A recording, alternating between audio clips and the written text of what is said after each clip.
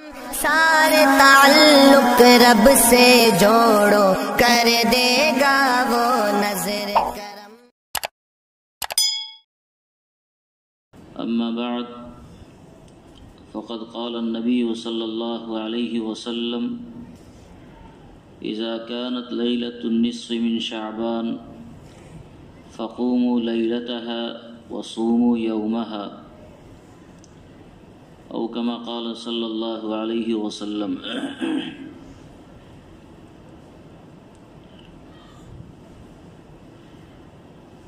آج 15ویں شعبان کی رات ہے۔ اس تعلق سے شریعت مطہرہ کی جو ہدایات ہیں وہ ہم سب کو معلوم بھی ہے، اور اس پر ہمارا عمل بھی ہے، وہ معمول بہا بھی ہے۔ محض مذاکرے کے طور پر ان میں سے بعض چیزوں کا تذکرہ کیا جا رہا ہے۔ اللہ تعالیٰ نے انسانوں پر فضل کرنے کے لیے جہاں بے شمار طریقے اپنائے، رحمت کے مختلف بہانے بنائے، اور مختلف طریقوں سے اللہ رب العزت کی طرف سے یہ کوشش ہوتی ہے کہ اللہ کا بندہ اللہ کی رحمتوں سے نہال ہو جائے۔ وہیں اللہ تعالیٰ نے مخصوص ایام کو، مخصوص اوقات کو، مخصوص زمانے کو بعض فضیلتوں سے نوازا، اور انسانیت کو یہ تلقین کی گئی کہ ان ایام کے اندر اللہ رب العزت سے تمہارا لگاؤ، تمہارا قرب انتہائی زیادہ ہو، تاکہ ان ایام میں اللہ تعالیٰ کا قرب حاصل کر کے اللہ کی رضا کو زیادہ سے زیادہ حاصل کر سکو، اللہ کی نافرمانی سے زیادہ اپنے آپ کو بچا سکو۔ یہ رب ذوالجلال کی منشا ہے۔ اصل اللہ تعالیٰ کی رحمت یہ چاہتی ہے کہ انسان اللہ کا ہو کر رہے، اللہ کی رحمت کا، اللہ کی مغفرت کا وہ مستحق ہو جائے، اور اس کے لیے رحمت حق بہانہ می جوید، اللہ کی رحمت بہانے ڈھونڈتی ہے۔ مختلف بہانوں سے اللہ تعالیٰ اپنے بندوں کو رحمتوں سے نوازنا چاہتا ہے۔ انسان جب اللہ کا بندہ ہے، اللہ تعالیٰ ہی ہمارے خالق ہیں، اللہ تعالیٰ ہی ہمارے مالک ہیں، اور اس کے علاوہ کوئی نہیں ہے جو اس جیسا ہو، بلکہ اس کا مماثل ہو، بلکہ اس کے قریب تر ہو، تو پھر ایک ہی صورت رہ جاتی ہے کہ آدمی ہمیشہ اللہ رب العزت کے سامنے عاجزی کے ساتھ، بندگی کے ساتھ اپنی زندگی گزارتا رہے۔ قرآن کریم نے اس موضوع کو مختلف عنوان سے بیان فرمایا ہے۔ کفار مکہ یا دنیا جہان میں جو کفار تھے، یہ اللہ تعالیٰ کی عبادت کے ساتھ یا اللہ کی عبادت کو چھوڑ کر غیر اللہ کی پوجا کیا کرتے تھے، تو قرآن کریم نے اس کو مختلف موقع سے یہ بیان فرمایا کہ اللہ رب العزت کی جو صفات ہیں وہ صفات علی وجہ الکمال ہیں، اور اس کا پاسنگ بھی کسی اور کے اندر موجود نہیں ہے۔ اللہ تعالیٰ کو جو علم ہے، اللہ تعالیٰ کو جو قدرت ہے، اللہ تعالیٰ جس طرح سمیع اور بصیر ہیں، اللہ تعالیٰ جس طرح غالب ہیں، حی القیوم ہیں، یہ جو صفات ہیں جو عام طور سے اسماء الحسنی میں بیان کیے گئے، اس صفات کا پاسنگ بھی کسی کائنات میں کسی کو بھی حاصل نہیں ہے، چاہے وہ کوئی ہو۔ ساری دنیا کو اللہ تعالیٰ نے علم عطا فرمایا۔ حضرات انبیاء کرام علیہم الصلاۃ والسلام کو بھی اللہ رب العزت نے بے پناہ علم سے نوازا۔ کتنا علم سے نوازا وہ اللہ ہی جانتا ہے، ان کے علوم کی انتہا نہیں ہے۔ آقا صلی اللہ علیہ وسلم کے بارے میں کہا گیا، اوتیت علم الاولین والآخرین، کہ مجھے اولین اور آخرین کا علم عطا کیا گیا۔ اس کے علاوہ اللہ تعالیٰ نے انسانیت کو بھی مختلف علوم عطا فرمائے، لیکن اللہ رب العزت کو جو علم حاصل ہے پوری کائنات کا علم اس کے مقابلے میں کوئی حیثیت نہیں رکھتا ہے۔ اللہ تعالیٰ کو جو قدرت حاصل ہے، پوری کائنات کی طاقت اور قدرت اس کے مقابلے میں مکھی اور مچھر کے پر کے برابر نہیں ہے۔ ورنہ آپ دیکھیں تو اللہ تعالیٰ نے دنیا کی مختلف چیزوں میں بہت طاقت رکھی ہے۔ انسانوں میں بہت سے انسان انتہائی بہادر ہوتے ہیں، جانوروں میں بہت سے جانور ایسے ہیں جو انتہائی طاقتور ہوتے ہیں۔ اس کے علاوہ بھی اللہ تعالیٰ نے مختلف چیزوں کو بہت طاقت سے نوازا۔ ہوا اتنی طاقتور ہوتی ہے کہ بڑی بڑی بلڈنگوں کو اکھاڑ کے پھینک دے۔ آگ ایسی طاقتور ہوتی ہے کہ کوئی بھی چیز ہو اس کو جلا کر خاکستر بنا کے رکھ دے۔ فرشتے اتنے طاقتور ہوتے ہیں کہ ایک فرشتہ اللہ رب العزت کے حکم سے آسمان سے آتا ہے اور منٹوں سیکنڈوں میں آتا ہے اور زمین پر نافرمانوں کی بستیوں کو اٹھاتا ہے اور اٹھا کر آسمان پر لے جا کر پٹک دیتا ہے۔ تو یہ قوت، طاقت، قدرت اللہ تعالیٰ نے اپنے مخلوقات میں رکھی ہے۔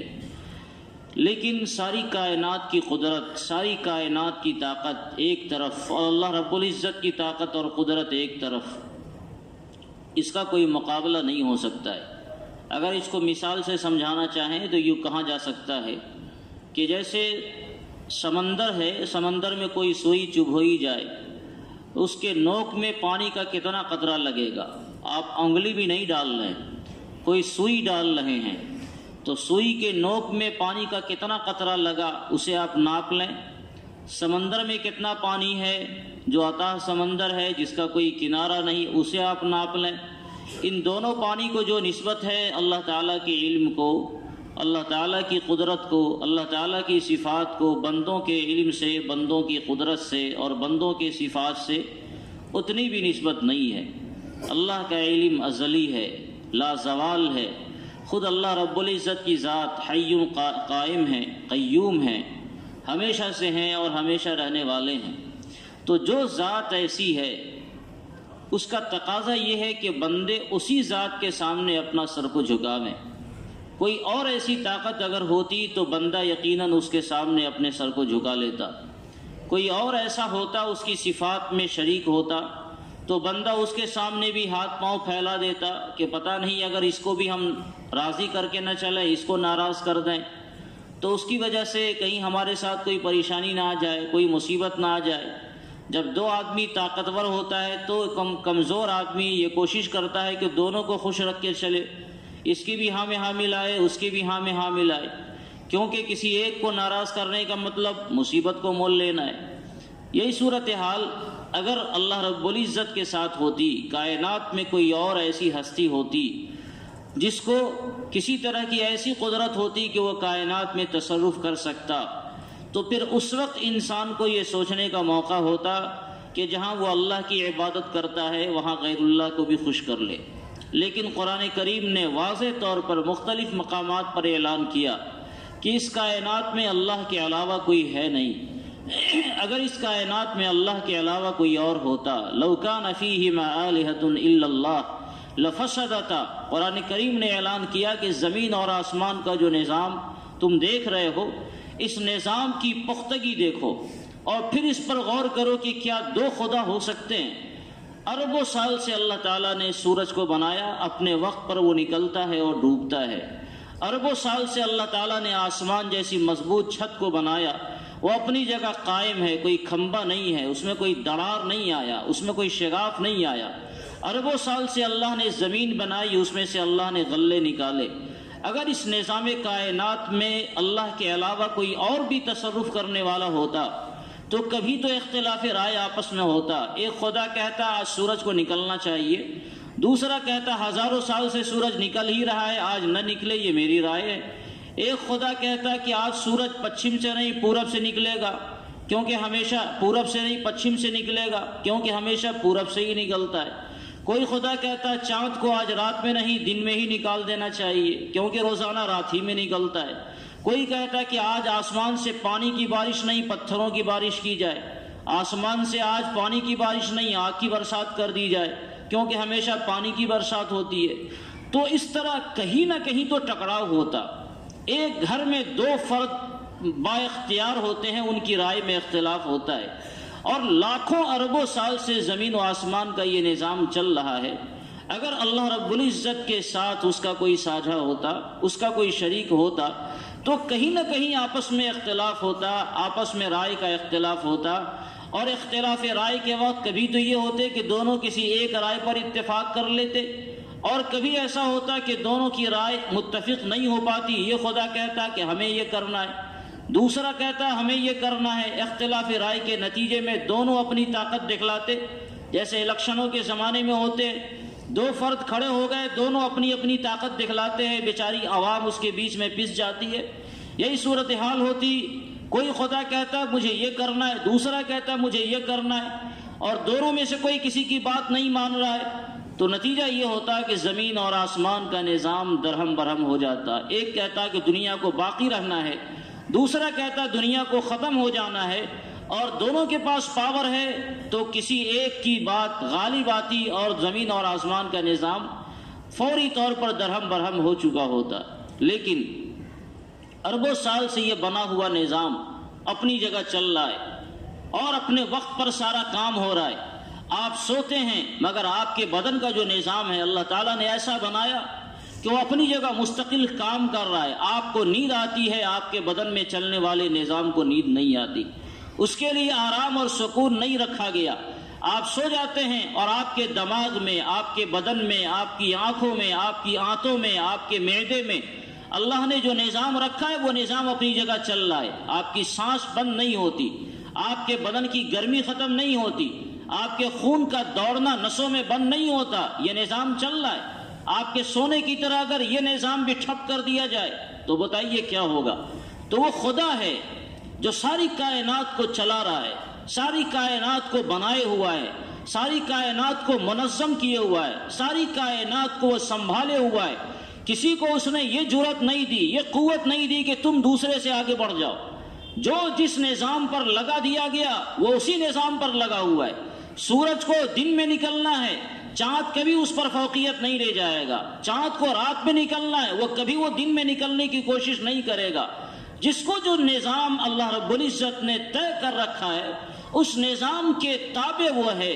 جب وہ خدا اتنے سارے نظام کو چلا رہا ہے تو اس کا کیا تقاضا ہے؟ اس کا تقاضا یہ ہے کہ جب ساری کائنات اس اکیلے خدا کے نظام کے تابع چل رہا ہے، اس ساری کائنات میں دو مخلوق ایسی ہے جس کو اللہ تعالیٰ نے قدرت اور اختیار دیا ہے اپنی بعض مصلحتوں کی بنیاد پر، اور وہ دو مخلوق ہے انسان اور جنات. فرشتوں کو بھی اللہ تعالیٰ نے اختیارات نہیں دیے، فرشتوں کو بھی اختیار نہیں ہے. اسی لیے فرشتے لاکھوں سال سے اللہ کی عبادت کر رہے ہیں مگر ان کے لیے جنت کا کوئی وعدہ نہیں ہے. اگر کوئی فرشتہ لاکھوں سال سے سجدے کے اندر ہے تو وہ اللہ کے حکم کا پابند ہے، اس میں اس کا اختیار نہیں ہے. اگر وہ چاہے سجدہ نہ کرے نہیں ہو سکتا ہے. لیکن انسان اور جنات کو اللہ تعالیٰ نے اختیار دیا، اور اختیار دے کر اسے کہا گیا کہ تمہارا اختیار ہے کہ تم سجدہ کرو یا سجدے سے اعراض کرو. تو جب ساری کائنات جس کی تعداد کو اللہ ہی جانتا ہے، پوری کائنات مل کر اکیلے ایک اللہ رب العزت کی فرما برداری پر لگی ہوئی ہے، تو انسانوں کو کیا چاہیے، جناتوں کو کیا چاہیے؟ کیا یہ اللہ کی فرما برداری سے اعراض کر لیں؟ پوری کائنات کو اللہ تعالیٰ کھلا پلا رہا ہے، اس کے کھلانے کا جو نظام ہو، اس کے پلانے کا جو نظام ہو، اس کا جو طور طریقہ ہو، ہر ایک کو اللہ تعالیٰ اس کی ضرورتوں کو پوری کر رہا ہے. معمولی پھتنگے اور چونٹیوں سے لے کر بڑی بڑی پہاڑ جیسی مخلوق کا پیٹ اللہ تعالیٰ بھرتا ہے. تو ایک انسان اور جناتی غریب ایسا رہ گیا جس کے کھلانے کا نظام، جس کے پلانے کا نظام اللہ کے پاس نہیں ہے. نعوذ باللہ. ہم کیوں نہیں سوچتے کہ ہم جب اللہ کی مخلوق ہیں، اللہ کی مملوک ہیں، تو اللہ رب العزت کے حکموں کے تابع ہو کر ہمیں اپنی زندگی گزارنا ہے. وہ خدا ہمیں بھی کھلائے گا. جو خدا بھوکے پیٹ پرندوں کو سویرے وہ نکلتا ہے تو شام میں پیٹ بھر کر اسے اپنے گھونسلے میں واپس کرتا ہے. جناب رسول اللہ صلی اللہ علیہ وسلم نے ارشاد فرمایا، جس کا مضمون ہے کہ اگر تم بھی اللہ پر ایسا ہی توکل کرنے لگو جس طرح یہ پرندے توکل کرتے ہیں تو اللہ تعالیٰ تمہیں بھی اسی طرح روزی دیں گے. وہ سویرے نکلتے ہیں، انہیں کوئی کہیں آئیڈیا نہیں ہوتا کہاں جانا اور کہاں ہماری روزی ملے گی، لیکن بھوکے پیٹ نکلنے والا یہ پرندہ جب شام میں لوٹتا ہے تو یہ پیٹ بھرا ہوتا ہے. انسان کو اللہ نے اختیار دیا، فرعون بننے کے لیے نہیں دیا. حامان اور نمرود بننے کے لیے نہیں دیا، خدا سے بغاوت کرنے کے لیے نہیں دیا، بلکہ ساری مخلوق پر اس فضیلت کو ثابت کرنے کے لیے دیا کہ اگر تم اللہ کی عبادت کر رہے ہو تو اس میں تمہارا کوئی خاص اختیار نہیں ہے، اور ہم اللہ کی عبادت کرتے ہیں، یہ ہماری مرضی ہے، اپنے اختیار سے ہم کر رہے ہیں۔ ہمارے پاس آپشن تھا کہ ہم اللہ کی نافرمانی کریں، مگر اللہ تعالیٰ کی غضب سے، اللہ کی پکڑ سے، اللہ رب العزت کے رحمت کی امید میں اس آپشن کو ہم چھوڑتے ہیں، اور فرعون اور حامان اور نمرود بننے کی ہم نہیں سوچتے، اور اللہ کی فرما برداری کرنے پر ہم سوچتے ہیں۔ اور اس کے لیے اللہ تعالیٰ نے مختلف مواقع دیے۔ انسان ہے، جب اختیار ہے تو غلطیاں تو ہوں گی، ان غلطیوں کو سنبھالنے کے لیے اللہ تعالیٰ نے مختلف مواقع دیے۔ چلو اگر غلطی ہو گئی تو اس غلطی کی تو اصلاح کر لو، کم سے کم آ تو جاؤ ہمارے دربار میں، باز تو آؤ اپنے گناہوں سے، نافرمانیوں سے اپنے آپ کو روکو۔ بس کرو، کتنا وقت اللہ کی نافرمانی میں گزارو گے؟ تم جو بھی ہو، جیسے بھی ہو، باز آ جاؤ اور اللہ کی فرما برداری کی طرف لوٹ آؤ۔ 1000 بار اگر تم نے کفر کیا ہے، شرک کیا ہے، تو اگر تمہاری سانس چل رہی ہے تو اب بھی موقع ہے کہ اللہ کی رحمت میں آ جاؤ اور اپنے گناہوں سے، اپنی نافرمانیوں سے باز آ جاؤ۔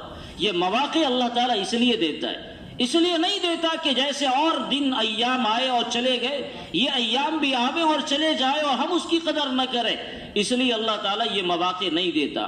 بھولی ہوئی انسانیت کو بلانے کے لیے، بھٹکے ہوئے لوگوں کو اپنی طرف متوجہ کرنے کے لیے اللہ تعالیٰ یہ مواقع دیتا ہے کہ اگر عام دنوں میں تم نے ہم سے نافرمانی کی، ہماری نافرمانی کی اور ہمیں یاد نہیں کیا، تو کم سے کم ان خاص ایام میں ہمیں منا تو لو، ہمارے سامنے رو گرگرا تو لو، ہم سے ہماری رحمتوں کے طلبگار تو بن تو جاؤ۔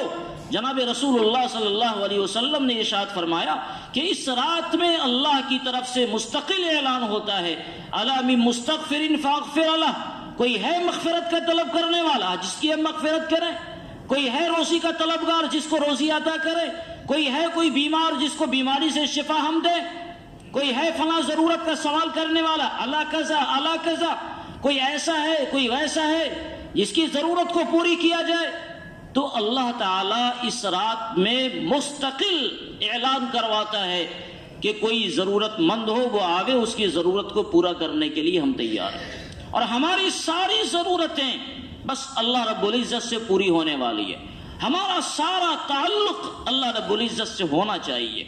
اگر اللہ سے ہمارا رشتہ نہیں جڑ رہا ہے تو اس کا مطلب ہم صحیح راستے پر نہیں چل رہے ہیں۔ ایک چیز اور بھی یاد رکھیے، اس موقع سے کچھ اور بھی بات کہنی تھی لیکن بات کا رخ بدل رہا ہے۔ ایک چیز یاد رکھیے، حالات اور زمانے انسانوں کو سبق سکھلانے کے لیے لائے جاتے ہیں۔ اللہ تعالیٰ نے بلا وجہ قرآن کریم کے دسیوں مقامات پر پچھلے زمانے کے قوموں کا تذکرہ قصہ اور کہانی کے لیے اور مزے لینے کے لیے نہیں کیا ہے۔ قوم عاد کا تذکرہ ہوا، قوم نوح کا تذکرہ ہوا، قوم سمود کا تذکرہ ہوا، یا اور دوسری قوموں کا تذکرہ ہوا جس میں تفصیل سے یہ بیان کیا گیا کہ ان قوموں نے اپنے رسول کی نافرمانی کی، انہیں یہ جواب دیا، انہیں یہ ستایا، انہیں اس طرح مارا، انہیں اس طرح دھمکی دی، اس کے ساتھ اس طرح گالم گلوچ کیا، تو پھر اللہ رب العزت کا عذاب ایسے آیا ویسے آیا، اس طرح اسے تہس نہس کیا گیا۔ تو یہ تفصیلات زبان کے چٹخارے کے لیے، دل دماغ کو بہلانے کے لیے اور آپ کو آرام کی نیند سلانے کے لیے نہیں کیا گیا، بلکہ یہ تفصیلات اس لیے بیان کی گئی ہے کہ انسانیت کو اللہ سے رشتہ داری نہیں ہے۔ اللہ کی ذات لم یلد ولم یولد ہے، اللہ کی ذات ایسی ذات ہے جس کی کسی سے کوئی رشتہ داری نہیں۔ خدا رب ذوالجلال کے جلال کو اگر آپ دیکھنا چاہیں تو خدا کی قسم کبھی کبھی جب یہ چیزیں یاد آتی ہے تو کلیجہ سہم جاتا ہے۔ اللہ رب العزت کا خلیل جس کو کہا گیا سیدنا ابراہیم علیہ السلام، حضرت ابراہیم علیہ السلام کو اللہ نے خلت عطا فرمائی ہے۔ خلت اللہ کے دوست ہیں، لیکن سیدنا ابراہیم علیہ السلام کو منع کیا گیا کہ آپ اپنے باپ کے بارے میں ہم سے کوئی مغفرت کا سوال نہ کریں۔ اگر اللہ تعالیٰ چاہتے تو حضرت ابراہیم علیہ السلام کے دل کو خوش کرنے کے لیے کہ یہ میرے نبی ہیں اور جلیل القدر نبی ہیں، کم سے کم انہیں یہ موقع دے دیا جاتا، لیکن قرآن کریم نے یہ کہا کہ سختی سے منع کر دیا گیا۔ پہلے حضرت ابراہیم علیہ السلام اپنے باپ کے لیے مغفرت کی دعا کر رہے تھے، لیکن سختی سے منع کر دیا گیا، خبردار خبردار کہ آپ کو ان کے بارے میں کوئی ہم سے مانگنے کا حق نہیں ہے۔ تو پھر حضرت ابراہیم علیہ السلام نے مانگنا بند کر دیا۔ یہ ہے جلال شاہی۔ آپ کو ہم نے آپ کو مقام عطا کیا، لیکن اس کا یہ مطلب نہیں ہے کہ آپ جس رشتہ دار کو چاہے وہ ہمارا باغی بھی ہو، اس کے لیے بھی اپنی رحمت کو متوجہ کر لیں۔ اللہ رب ذوالجلال کا جلال جب سامنے آتا ہے تو اس طرح کی صورتحال ہوتی ہے۔ حضور علیہ السلام کے محبوب چچا، جنہوں نے پوری زندگی حضور علیہ السلام کی خدمت میں لگائی ہے، چچا ابو طالب، لیکن کلمہ نصیب نہیں تھا۔ حضور علیہ السلام کو منع کیا گیا کہ آپ ان کے لیے مغفرت کی دعا نہ کریں، ہم سے ان کے بارے میں کوئی سوال نہ کریں۔ یہ ہے اللہ رب ذوالجلال کا جلال۔ اس لیے اللہ تعالیٰ کو کسی سے کوئی رشتہ داری نہیں ہے۔ آپ کریں گے، اللہ کی مانیں گے، تو اللہ تعالیٰ 70 ماؤں سے زیادہ مہربان بن کر آپ کے سامنے آئے گا۔ اور اگر آپ اللہ کی بغاوت پر اتر آئیں گے تو اللہ کو ہم سے آپ سے کوئی رشتہ داری نہیں ہے۔ ایسی مار مروائے گا کہ ساری دنیا میں ذلیل ہو جائیں گے اور ہمارا کوئی پرسان حال نہیں ہوگا۔ یہ بات ہم کیوں نہیں سوچتے؟ مسلمان ہیں تو مسلمان ہونے کا یہ مطلب نہیں ہے کہ ہم اللہ والے ہو گئے۔ اللہ والے ہونے کے لیے اللہ تعالیٰ نے جو اصول اور ضوابط بتائے، ان ضوابط پر جب تک ہم عمل نہیں کر سکتے، صرف ہمارا نام عبداللہ عبد الرحمن ہو جائے، اس سے اللہ رب العزت کے دربار میں ہم مسلمان ہیں کوئی گارنٹی نہیں ہے۔ قرآن کریم نے ایک خاص بات بیان کی، قرآن کے تعلق سے اس کو یاد رکھنے کی ضرورت ہے۔ قرآن کریم نے اپنے بارے میں یہ کہا، اِنَّا نَحْنُ نَزَّلْنَا الذِّكْرَ وَإِنَّا لَهُ لَحَافِظُونَ۔ اللہ تعالیٰ نے قرآن کی حفاظت کا وعدہ لیا ہے۔ سارے انبیاء کرام علیہ السلام کی ساری کتابیں ختم ہو گئی کیونکہ اس کی حفاظت کا کوئی وعدہ اللہ کی طرف سے نہیں تھا۔ قرآن کی حفاظت کا وعدہ ہوا تو قرآن کی حفاظت اللہ رب ذوالجلال نے کی۔ اور جب قرآن کی حفاظت اللہ تعالیٰ کر رہے ہیں تو جو قرآن سے وابستہ جو افراد ہوں گے، قرآن سے وابستہ جو چیزیں ہوں گی، اللہ تعالیٰ انشاءاللہ ان کے فضل سے یہ امید ہے کہ اس کی بھی حفاظت کرے گا۔ علامہ اقبال نے اس کو کہا تھا، وہ زمانے میں معزز تھے مسلمہ ہو کر، اور تم خار ہوئے تاریک قرآن ہو کر۔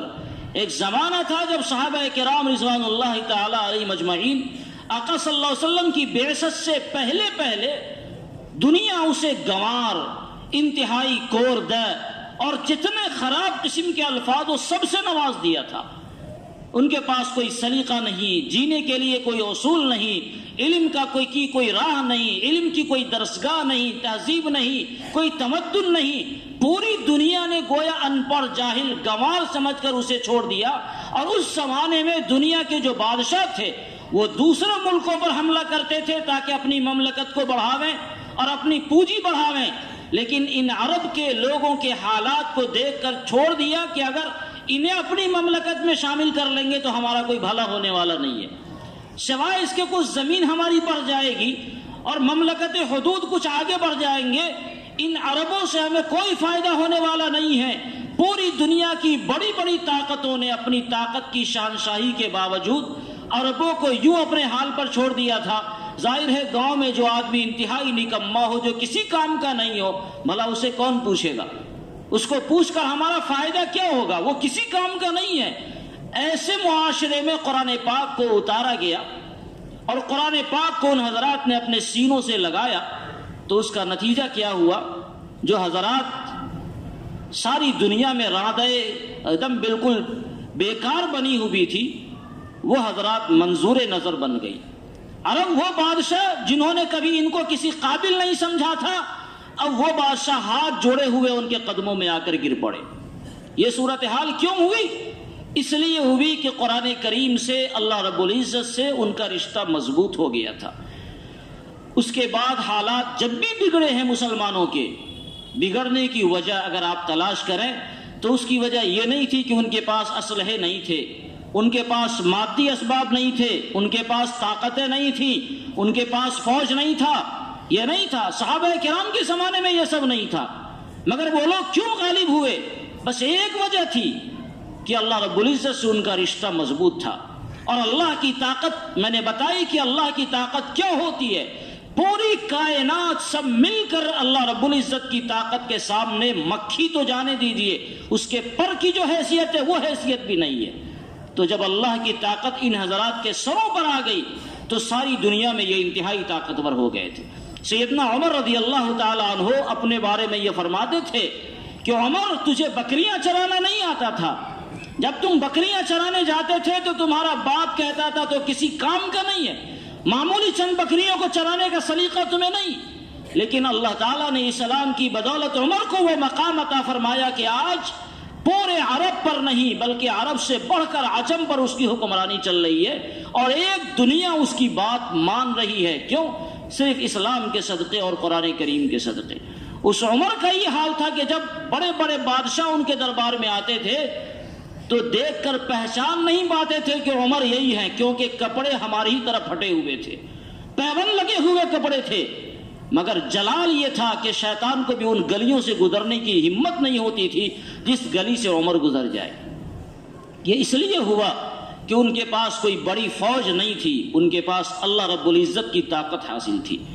مسلمانوں کی صورتحال کوئی بہت اچھی نہیں ہے، اور یاد رکھیے کہ ملک کے حالات بھی بڑے نازک رخ کی طرف جا رہے ہیں۔ ایسے وقت میں اگر کوئی خاص پلاننگ کی ضرورت ہے تو مسلمانوں کو سب سے پہلے اور سب سے آخر میں اپنا رشتہ اللہ رب العزت سے مضبوط کرنے کی ضرورت ہے۔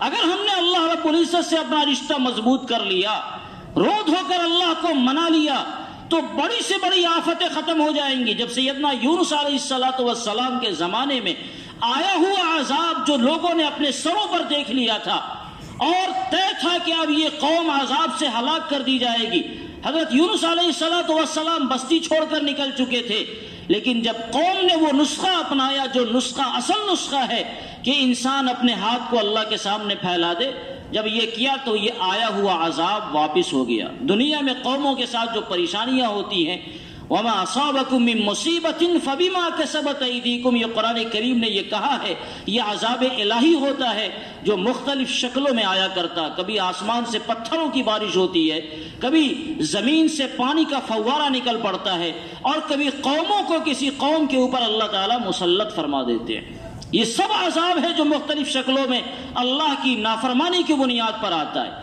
اگر اس سے ہم بچنا چاہیں تو اس کی ایک شکل ہے کہ رو دھو کر اللہ رب العزت کو منا لیں۔ یہ مواقع بار بار نہیں آیا کرتے، جو موقع اللہ تعالیٰ نے دیا ہے یہ بار بار نہیں آتے۔ رو دھو کر اللہ کو منا لینا یہ ہماری ذمہ داری ہے، اور جو اللہ تعالیٰ کو منا لے گا انشاءاللہ وہی کامیاب ہوگا۔ اس کے لیے یاد رکھیے کہ شب برات کے موقع سے جو بہت سی روایتوں میں جو کچھ بیان کیا گیا، اجتماعی طور پر باضابطہ کوئی عبادت منقول نہیں ہے۔ جس کو جہاں موقع ملے جو عبادت کرنا چاہے، چاہے وہ نماز پڑھے، چاہے وہ تلاوت کرے، چاہے ذکر و اذکار کرے، چاہے اپنے آپ کو دعاؤں میں مشغول کرے، جتنی توفیق اللہ تعالیٰ دے سکتا ہے اپنے گھر میں، خاص طور سے گھر میں زیادہ بہتر ہے۔ مسجدوں میں اجتماعی طور پر فقہا نے کسی بھی طرح کے نفل کام کے کرنے کو بہتر نہیں سمجھا ہے۔ اس سے ہو سکتا ہے کہ پیغام جائے گا کہ مسلمان کے معاشرے میں یہ چیزیں فرض اور لازم کے درجے میں۔